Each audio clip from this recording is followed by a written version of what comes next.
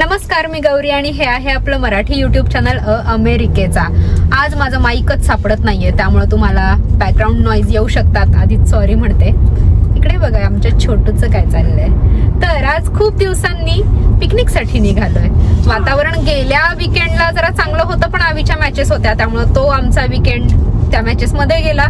आता सुद्धा कसं आहे की ढगाळ वातावरण आहे, पण एवढीच जमेची बाजू की पाऊस नाहीये आणि तापमान 20च्या आसपास आहे, त्यामुळे काही फार थंडी वाजणार नाहीये। तर म्हटलं चला कुकिंग करूयात मस्तपैकी पार्क मध्ये। बऱ्याच दिवसात अशी पिकनिक झालीच नाहीये आणि त्यानंतर एक ट्रेलला जाऊ, हायकिंग करू असं आम्ही साधारण आजचा दिवस ठरवलेला आहे।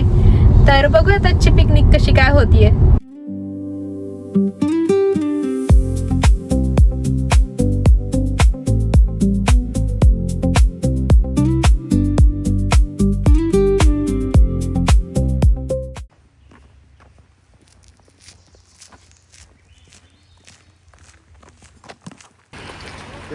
आता या पार्कमध्ये येऊन पोचलेलो आहोत आम्ही। कनाका क्रीक रिजनल पार्क असं याचं नाव आहे। मला माहिती नाही मी उच्चार बरोबर करते की नाही, पण स्पेलिंगनुसार मला असाच उच्चार आहे याचा असं वाटतंय। फोटोंमध्ये तर मी बघितलंय की इथं चांगला पिकनिक एरिया आहे, प्ले एरिया आहे। आता आपल्याला शोधावं लागेल कुठे कुठे काय काय आहे। 1-2 बेंचेस तर मला दिसलेत, पिकनिकला आलेली माणसं सुद्धा दिसलीत, पण बघूयात आता आपल्याला मिळतोय का टेबल। आवी इथं सगळं सामान काढतोय। तरी कुकिंगचा जास्त घाट नाही आहे, कारण काय मोठा ग्रुप नाही आहे, आमच्या तिघांपुरतंच करायचं आहे, त्यामुळं फार सामान आम्ही आणलेलं नाही आहे। लकीली टेबल पण मिळाला आपल्याला पाण्याच्या जवळ अगदी। अशा पण सूचना सगळीकडे दिसतात इथं की अस्वलांना काही देऊ नका, कुठलं सुद्धा जेवण म्हणजे खाद्यपदार्थ वर ठेवू नका, सगळा तुमचा कचरा असेल तो कचरा कुंडीत टाका असं। यावेळी ही एक नवीन ॲडिशन झालेली आहे आमच्या कॅम्पिंगच्या कशामध्ये म्हणत आपण सामग्रीमध्ये। नवीन आम्ही स्टोव घेतलेला आहे, फोल्डेबल आहे, तो इतका छोटासा आहे ना आणि खूप चांगली डील मिळाली आम्हाला, त्यामुळं हा नवीन स्टोव घेतलेला आहे। आधीचा स्टोव आम्ही तिकडे आमच्या मित्रांना देऊन आलो आणि हा छोटासा इथं घेतलेला आहे। तिथं आधी अंदाज नव्हता की किती सामान नेता येईल, बसेल का कंटेनरमध्ये। आवीला असल्या गोष्टींची खूप आवड आहे, अशा प्रकारची उपकरणं शोधायची, कम्पेअर करून बघायची, आणि किती चांगली साईट मिळाली आहे बघा आपल्याला।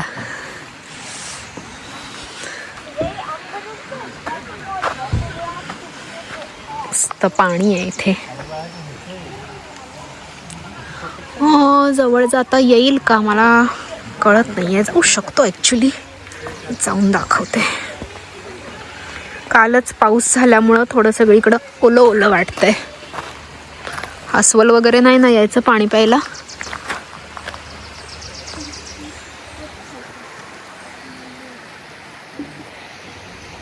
तरी ऊन असतं ना आणि याच्यावर छान प्रकाश पडला असताना हे खूप सुंदर दिसलं असतं।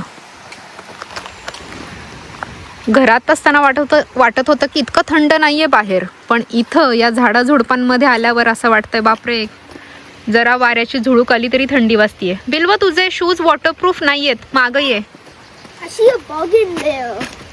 जा मग बग स्प्रे आहे तो जरा अंगावर स्प्रे कर गो।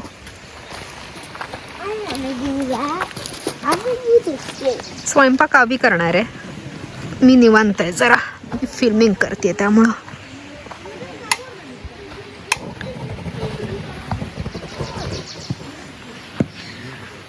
चला मी पण तुला सामान काढायला मदत करते आता। तू एकदम उठून दिसतोयस माहितीये, माग सगळी हिरवी ती बॅकग्राऊंड आणि तुझा लाल शर्ट एकदम उठून दिसतोय। हा बसून पण मस्तच दिसशील नो डाऊट। वाव, हा कलर पण किती फ्रेश आहे।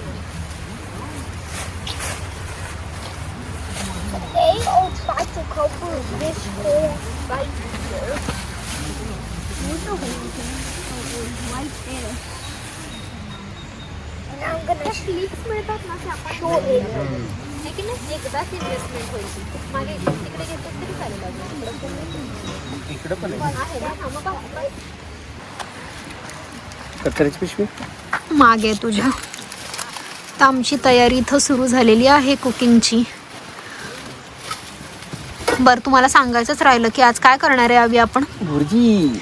अंडा भुर्जी आवीची स्पेशालिटी आहे. काय काय पदार्थ खूप भारी करतो आवी, त्यातला एक आहे अंडा भुर्जी. त्यामुळे तो म्हणाला की तेच करूयात आणि त्याचा ब्रेड घेतला. बस थोडक्यात मेनू, खायचं मस्तपैकी आणि चालून जिरवायचं. तो आता कांदा चिरतोय, तोपर्यंत मी इथं कोथिंबीर धुवून आणते. नदीवरून नाही, आपल्याकडे पाणी आहे ना नदीच्या. काय नदीच आहे काही, मी नीट वाचलं नाहीये की हे नक्की काय आहे. तरी या कोथिंबिरीत अरे एवढी माती नाहीये. गेल्या वेळेच्या कोथिंबिरीत ना माती होती फार, यात नाहीये एवढी. मला इथे ऑड हे झालंय. तू भरवून कर ना मग. तसंच मला बरं पडेल. पण बाहेर यावं लागेल, खूपच जवळ आहे ना त्यामुळं. लहान मुलांचा असल्यास खूपच मोठा कांदा आहे. मग मी तुला म्हणत होते की तो छोटा घेऊ का, तो पुरला नसता ना. पण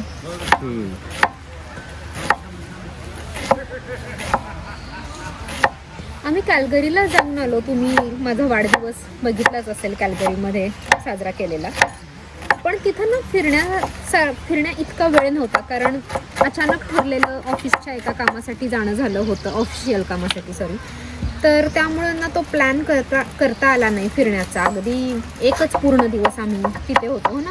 एक दिवस गेलो, एक दिवस काम, आणि तिसऱ्या दिवशी तर आलो परत रिटर्न फ्लाईट. त्यामुळं तिकडे जे बघण्यासारख्या गोष्टी आहेत, बाम्स सगळ्यात महत्त्वाचं बाम्स नॅशनल पार्क, तर ते बघण्यासाठी आता स्वतंत्र चांगला प्लॅन करावा लागणार आहे. बिल्वला खेळायला गोष्टी आणलेल्या आहेत, पण त्याचा वेगळाच खेळ सुरू आहे. तो मुंग्यांची घरं शोधतोय. आजकाल त्याला मुंग्या, मधमाशा यांच्यामध्ये खूप इंटरेस्ट त्याचा वाढलेला आहे. कारण त्यांच्या शाळेत ना बुधवार हा पूर्ण दिवस आउटडोअर एज्युकेशन असा एक दिवस असतो, ज्याच्यात त्यांना हायकिंगला नेतात, कुठल्या पार्क्समध्ये. मग ट्रेलला नेतात की, हां ट्रेलला नेतात आणि पक्षी दाखवतात, प्राणी दाखवतात, साप रेप्टाईल्स हँडल करायला शिकवतात.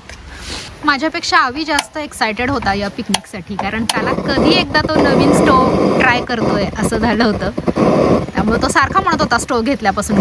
स्टोव गेल्याच महिन्यात, पण घेतल्यापासून तो म्हणत होता की जाऊयात ना पिकनिकला, करूयात ना काहीतरी कुकिंग.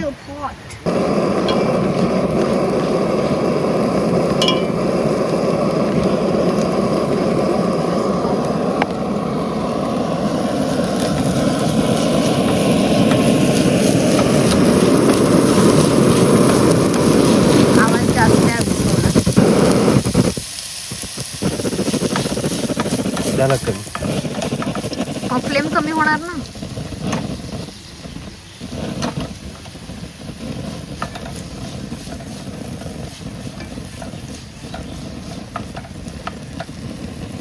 आवीचा विषय कसा आहे माहितीये का, किती पण जणांचं करायचं असू दे स्वयंपाक, पण भांडं मोठं पाहिजे, कारण व्यवस्थित मिक्स करता आलं पाहिजे. त्यामध्ये इकडं तिकडं सांडतं ते त्याला अजिबात पटत नाही. त्यामुळं त्याचं म्हणणं असं असतं की थोडं जरी करायचं असलं तरी जरा भांडं बऱ्यापैकी मोठं घ्यायचं. त्यामुळे मी आमच्या घरातलं हे मोठं, त्याच्या आवडतं एक भांडं आहे ते घेऊन आलेले आहे.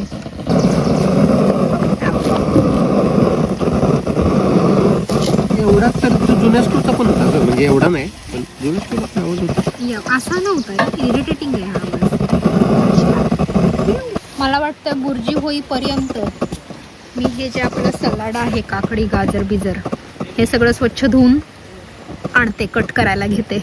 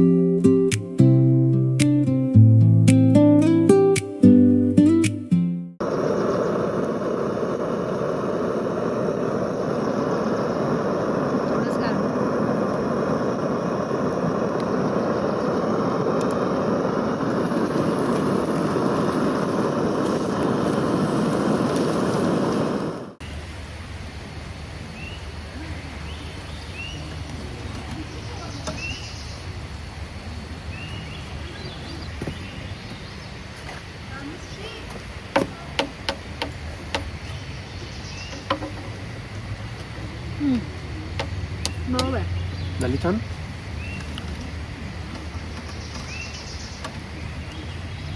अंडा बुर्जी इथे तयार झालेली आहे, एकदम स्ट्रीट स्टाईल. आवीच्या ज्या काही रेसिपीज असतात ना त्या बॅचलर रेसिपीज आणि स्ट्रीट स्टाईल असतात, कारण कमीत कमी साहित्यात तयार होणाऱ्या त्या असतात. त्याला अनुभव पण तसाच आहे ना. पुण्यात ज्यावेळी राहत होता तो मित्रांसोबत, त्यावेळीपासूनच्या त्या सवयी असल्यामुळं झटपट तयार होणारे पदार्थ. 10 मिनिटात बुर्जी तयार झालेली आहे. आता आपण जेवायला बसूयात. बुर्जीबरोबर खाण्यासाठी खास 14 ग्राम प्रोटीनवाला ब्रेड घेतलेला आहे मी. This bread, that bread, white bread आहे हा. याच्यामध्ये white bread. बोल व्हीट पण मिळतो किंवा मल्टीग्रेन सुद्धा मिळतो, पण मला काय माहिती व्हाईट ब्रेडच बरा वाटतो. बापरे, मला खूपच दिलंस रे आवी. एवढं थोडी संपेल मला. अगं 2 हे तर आहे, तेवढं खाल्लंच पाहिजे. भरपूर सलाड, भरपूर बुर्जी आणि bread. Oh, it's on there. काय बाळा? Nothing.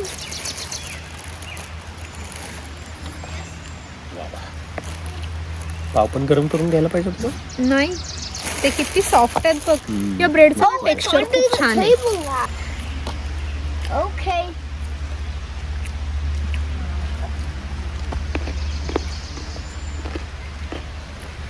बिल्व ना घरातून निघाल्यापासून येईपर्यंत त्याला KFC घेतलेलं घरातून निघाल्या, त्यामुळे तो खातच आलाय. आणि आता म्हणतोय भूक नाहीये, थोड्या वेळानं कदाचित भूक लागेल चालून आल्यावर, तेव्हा त्याला देऊ. KFC राहिलंय ना काहीतरी. KFCचा टब कुठे बिल्वा? बिल्व It's in the car. Bilva card मधला हे घे, टब घे KFCचा. हे पण खाऊ शकतो. तुला पाहिजे? Just a few seconds. खूप दिवसांनी आमचं आज असं निसर्गाच्या सानिध्यात जेवण झालेलं आहे, वनभोजन. आपल्या बॅकयार्डमध्ये तर काय लिटरली मी समरमध्ये रोज बाहेर जेवायला बसायचे. आम्ही बॅकयार्ड खरंच खूप मिस करतो, पण आज खूप दिवसानंतर असं बाहेर आउटडोअर कुकिंग आणि मजा आली आहे. आता सगळं हे आवरायचं आहे आणि आपल्याला जायचं आहे. एक हे आहे, ट्रेल आहे, तर तिकडे जायचं आहे. मस्त झालेली, पण मजा आली. आता सगळं बसवायचं कसं परत, कारण मी त्या भांड्यात खूप गोष्टी टाकल्या होत्या. थांब मी हे सगळं काढते.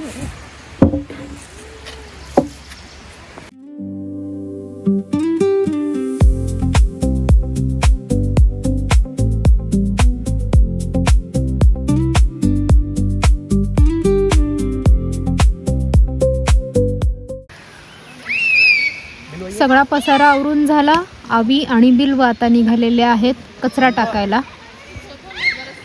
ते कचरा टाकतायत तोपर्यंत मी जरा कार्ट नीट लावते. आता इथं थोडासा वेळ टाईमपास करू आणि मग जाऊ आम्ही ट्रेलसाठी. ते पण मला आधी सर्च करावं लागेल.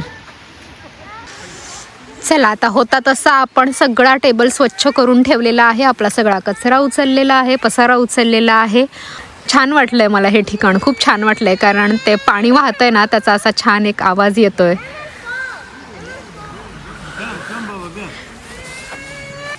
आवी माझ्या आधीच गेला, पोहोचला तो गाडीत. सगळं सामान सुद्धा त्याचं ठेवून झालं असेल. त्याचं काम इतकं झटपट असतं ना.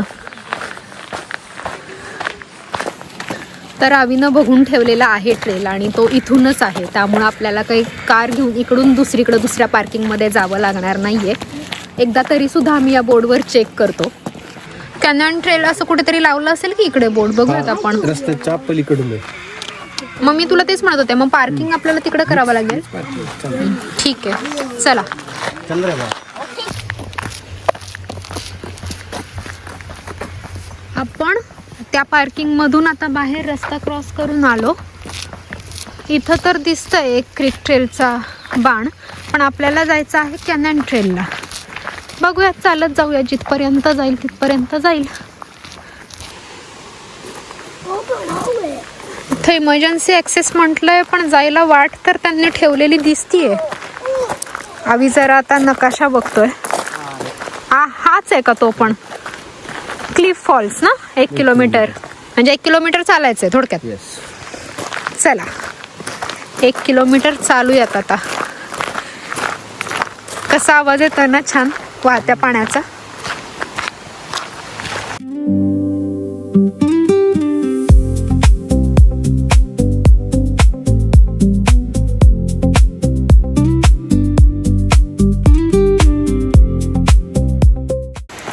सुरुवातीला असं वाटलं की माणसं आहेत की नाही, इकडं जावं की नाही जावं, पण पुढं तर माणसं दिसत आहेत. दुसऱ्या ग्रहावर आलं. हो, अक्षरशः असं वाटतं की दुसऱ्या ग्रहावर आलोय. हे बघा, पॅन्डोरामध्ये आल्यासारखं वाटतंय मला.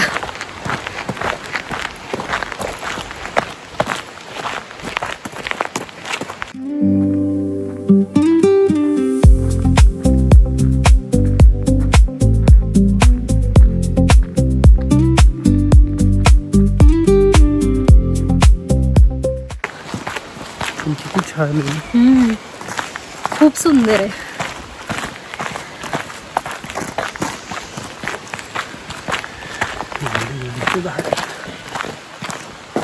शेवाळी एक म्हणजे हा. किती पाऊस होतो बघ ना. खूप पाऊस होतो, त्यामुळे एक वेगळंच त्याच्यावर लेअर बसलाय अक्षरशः.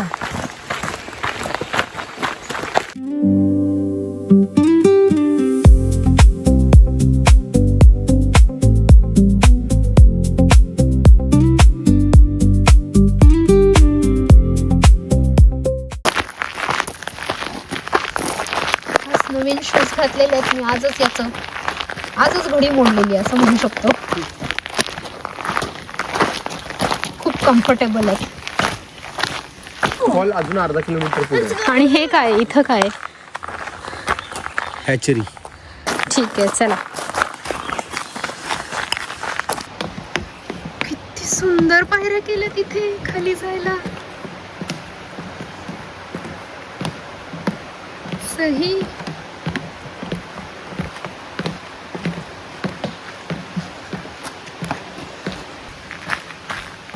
वाटतंय की नाही हे जंगल अवतार मूवी मधल्यासारखं. हो, एक ब्रिज पण आहे छोटासा. त्यांना जरा काळजीपूर्वक जावं लागतंय मध्ये मध्ये, कारण उतार आहे म्हणून.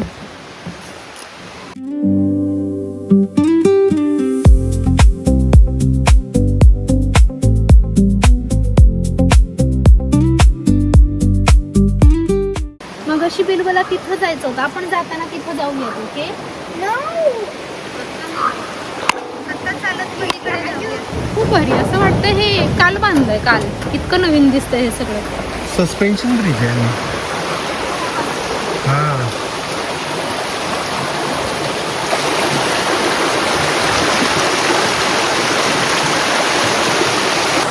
तर इकडनंच जायचंय परत आपल्याला. हे कुठं जातं? हे ट्रेल खूप मोठे मोठे आहेत. मग आता आपण असंच जाऊयात आणि हा. तिथं खाली जाऊयात. हा, जाऊयात खाली जाऊया. तिथं इथं नाही, तिकडे त्या साईडला. ओके.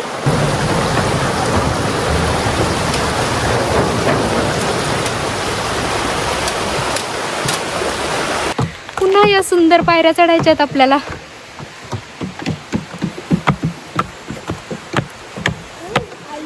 आहे, आई येतीये. त्याला आईची खूप काळजी असते. पुढे जाणार, मग आठवतं आई कुठे, मग मागे बघून म्हणणार आई कुठे. आई नाही हरवत बाळा, आई येतीये.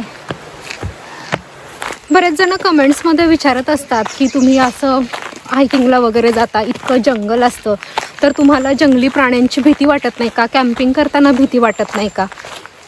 तर काय सांगू तुम्हाला, थोडीफार भीती नक्की मनात असते. पण मी जसं म्हणाले तसं की त्यांनी सांगितलेले असतात की हे तुम्ही सुरक्षेच्या तुमच्या दृष्टीनं खबरदारी घ्या. तर ती सगळी घेतलेली असल्यामुळं थोडीफार तयारी पण असते. जरी काही अचानक झालं तरी आपण त्यातून पार पडू शकू असं वाटत असतं. आणि शेवटी निसर्ग आहे, काय त्याचा भरवसा देता येत नाही. पण म्हणजे बऱ्याचशा कॅम्पसाईट, बरीचशी ठिकाणं ही सेफसुद्धा असतात. जरी अस्वलं असली तरी ती सगळीच्या सगळी काय अटॅक करणारी असतीलच असं नाही. कुठं अटॅक केलेली अस्वलं असतील तर ती पकडून दुसरीकडे सोडण्यात आलेली असतात. अशा उपाययोजना इथलं गव्हर्नमेंटसुद्धा करत असतं. त्यामुळं बऱ्याचदा सेफ पण तेवढंच वाटतं आणि सुरक्षेची खबरदारी पण तेवढीच घ्यायला लागते.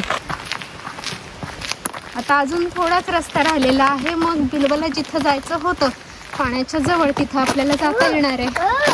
काय झालं? Nothing. आता बघ तुझं तिथं जायचंय ना आपल्याला, तो रस्ता आलाय बघ, लक्ष ठेव. इथं काय लिहिलं? Danger. काय डेंजर लिहिलंय रे तिथं? Stay back on the first man.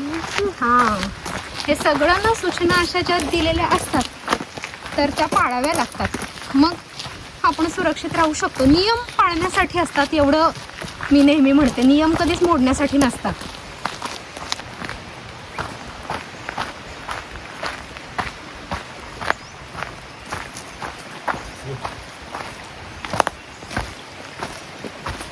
इतकं शांत पाणी वाटतंय जरा.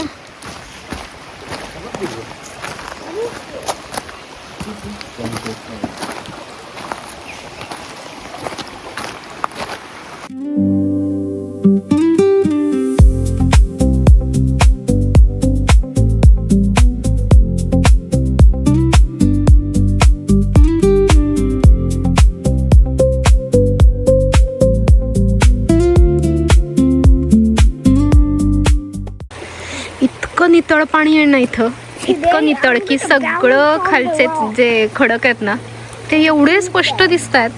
पाणी आहे का नाही का? हां, असं वाटतंय की याच्यावर पाणी आहे की नाही, पण आहे पाणी. जास्त नाही आहे, पण जे काही आहे ना ते अजिबात गढूळ नाही आहे, क्रिस्टल क्लिअर आहे. चलो बाळा. Okay.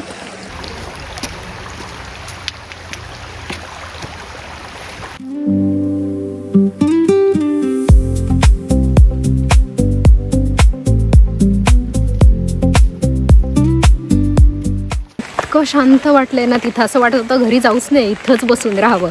पण आता बराच वेळ झालाय, बिल्वसुद्धा खूप खेळला तिथे, आणि आता आपण परत चाललोय आपल्या कारकडे. हा रस्ता काय 5 मिनिटांचा आहे, रस्ता संपेल आणि आपली पिकनिकसुद्धा. कसा वाटला तुम्हाला आजचा व्हिडिओ मला कमेंटमध्ये नक्की सांगा. भेटत राहू अशा छान छान व्हिडिओज सहित. बाय.